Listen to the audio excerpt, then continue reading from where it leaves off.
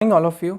आज हम लोग बात करने वाले हैं बेसिक बुक्स जो प्रीलिम्स के लिए ज़रूरत है आईबीपीएस एएफओ एग्ज़ाम्स के लिए।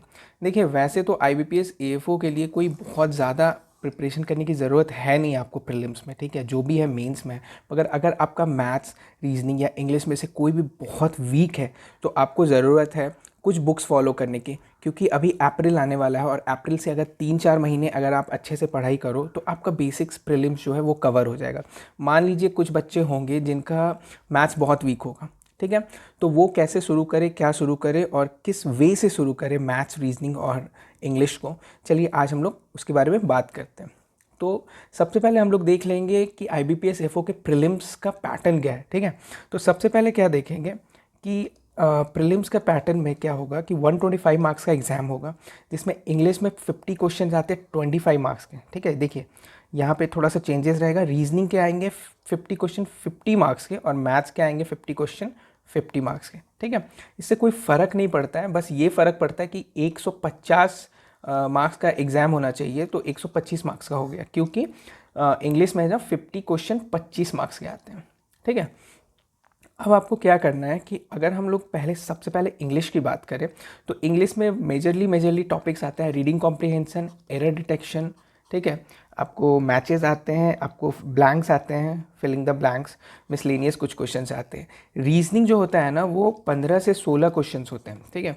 अब ये रीजनिंग को हमको कैसे टैकल करना है, रीजनिंग को आपको कोई बुक से टैकल नहीं कर पाइएगा, आपको रीडिंग हैबिट होना चाहिए। रीडिंग करने के दौरान आपको पता रहना चाहिए कि हम जो रीड कर रहे हैं वो हमको समझ आ रहा है ना। तो उसके लिए आपको क्या करना होगा, you have to read a lot, बहुत सारा रीडिंग करना होगा, ठीक है।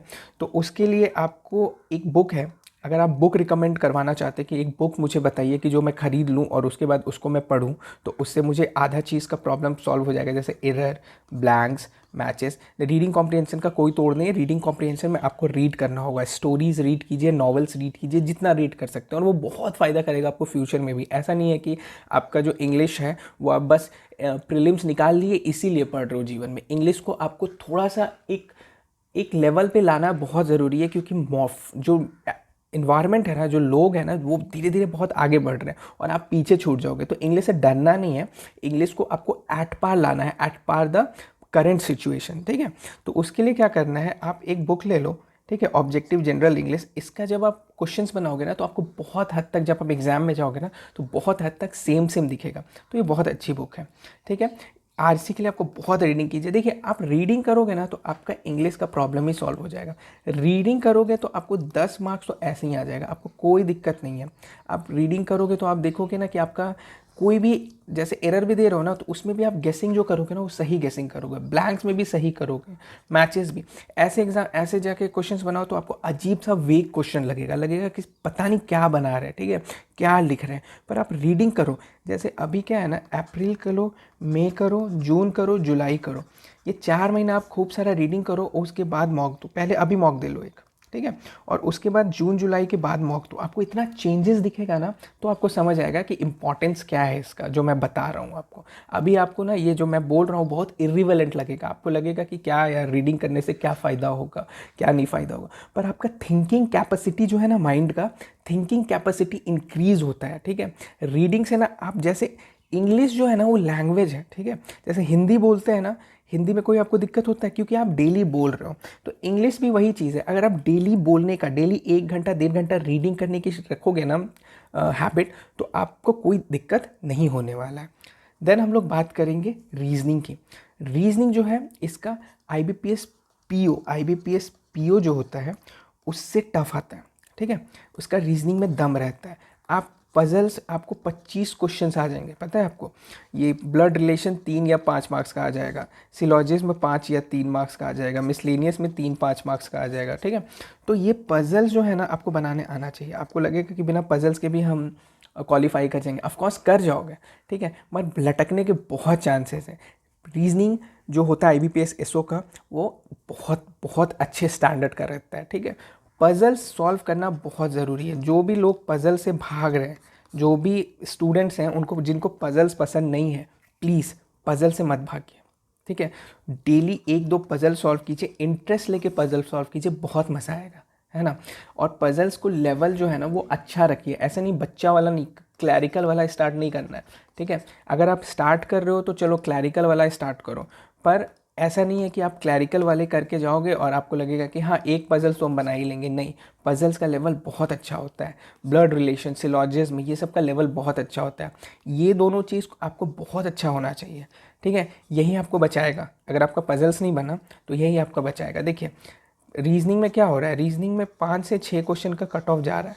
हाँ, तो ये 5 से 6 क्वेश्चन का कट ऑफ जो क्रॉस करने के लिए आपको प्रैक्टिस की ज़रूरत है। आप प्रैक्टिस ये बुक से कर लो, ठीक है। अरिहंत का देखिए दिया हुआ है, अरिहंत का बुक है, प्रीवियस ईयर क्वेश्चन है, IBPS पीओ का भी हो जाएगा और एसओ का भी हो जाएगा। हाई लेवल रखिएगा क्योंकि एग्जाम्स में हाई लेवल आता है। पजल्स अगर आप सॉल्व कर रहे हो तो आपको आगे कोई दिक्कत नहीं होने वाला है। फिर हम लोग बात करते हैं मैथ्स की, ठीक है। मैथ्स में क्या है कि मैथ्स में हम लोग देखेंगे कि मैथ्स में आपको आता है अरिथमेटिक, है ना, फिर आता है DI, क्वाड्रेटिक, अप्रॉक्सीमेशन, ये सब मेजर टॉपिक है। मैथ्स में आपको कोई दिक्कत नहीं होगा, अगर मैथ्स में थोड़े से भी स्ट्रांग होना, आप थोड़े से भी दिमाग लगाते हो, मैथ्स में कोई इशू नहीं होगा। मैथ्स के लिए मैं बुक आपको रिकमेंड करूँगा, ऑब्जेक्टिव अरिथमेटिक, ठीक है, ये वाला फास्ट ट्रैक ऑब्जेक्टिव अरिथमेटिक, बहुत अच्छी बुक है। इतना बेसिक से एडवांस लेवल पे ले गया है कि आपको जब आप एग्जाम में बैठोगे तो आपको लगेगा क्वेश्चन यहीं से उठ रहे हैं, ठीक है। ये बुक बहुत अच्छा है। 50 क्वेश्चंस रहेंगे, अरिथमेटिक के 10 क्वेश्चन रहेंगे, ठीक है। DI के आपको 10 से 15 क्वेश्चन रहेंगे। DI जो है ना, DI आप सॉल्व करना, प्रैक्टिस कर लेना, DI बहुत अच्छा आता है और आप बना सकते हो DI। क्वाड्रेटिक इक्वेशन के 5 क्वेश्चन रहते हैं, अप्रॉक्सीमेशन 5 क्वेश्चन रहते हैं, ये सब भी तो लाइफ सेवर है। इसमें मान लीजिए आपको 15 मार्क्स लाना, कोई बड़ी इशू नहीं है 15 से 20 मार्क्स लाना। ओवरऑल आपको प्रीलिम्स में टारगेट करना है 40 क्वेश्चन, 40 मार्क्स, सॉरी क्वेश्चन नहीं 40 मार्क्स। 40 मार्क्स अगर आप ला रहे हो तो आपको कोई दिक्कत है। 40 मार्क्स इज़ बहुत ऊपर, मतलब कट ऑफ देख रहे हैं ना, 17, 19, 21 ऐसे जा रहा है और हम लोग 40 का टारगेट कर रहे हैं, तो बहुत अच्छा है 40। मगर 40 का टारगेट इसलिए कीजिए क्योंकि क्या होता है ना कि आपको सेफ लेके चलना होता है, क्योंकि अगर प्रीलिम्स में आपका कुछ गड़बड़ हो गया तो मेंस का जितना आपका मेहनत है वो सब फेल हो जाएगा, ठीक है। तो मैंने बहुत बच्चों को देखा है, आपको पता है, मेंस जो है ना बहुत अच्छे से करके रखे हैं और प्रीलिम्स में वो फेल कर गए, ठीक है। तो ये नहीं होने देना है ना। प्रीलिम्स का भी स्ट्रैटेजी बना के रखना है, अभी बहुत टाइम है आपके पास। तो हम लोग प्रीलिम्स के बारे में भी जो बताए हैं उस वे से आप स्टार्ट कीजिए, और कोई भी क्वेरी हो तो आप कमेंट सेक्शन में मुझे कमेंट कीजिए। Thank you.